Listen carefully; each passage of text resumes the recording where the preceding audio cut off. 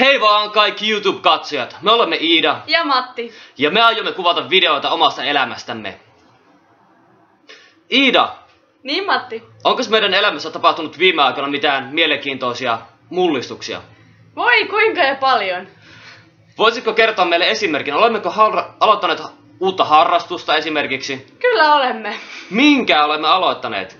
Musiikkiharrastuksen. Musiikkiharrastuksen, voi jukra! Mitä sinä olet? Oletko sinä aloittanut uuden soittimen? Kyllä. Sähköviulun.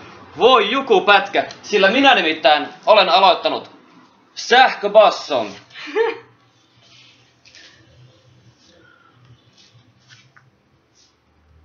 Me olemme tehneet päätöksen, että me treenaamme joka päivä vähintään tunnin.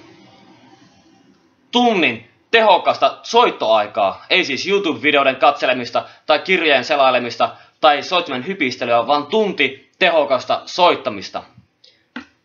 Tämä on 4. soittopäiväni ja lähtötasoni oli 0. Opettelin ensimmäisellä tunnilla pitämään viulua kädessäni. Minä olen soittanut noin 2 päivää kauemmin kuin Iida. Minä olen aloittanut sävelasteikoista. Esimerkiksi C-duuri.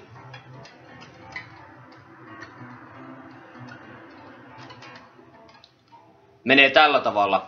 Iida, mitä sinä olet soittanut? Mä olen soittanut aurinkokappaletta ja Ostakaa makkaraa biisiä. Vau, ostakaa makkaraa.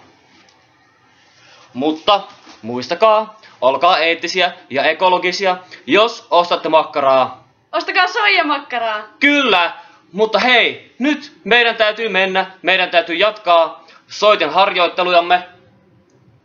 Palatkaamme aiheeseen. Ciao!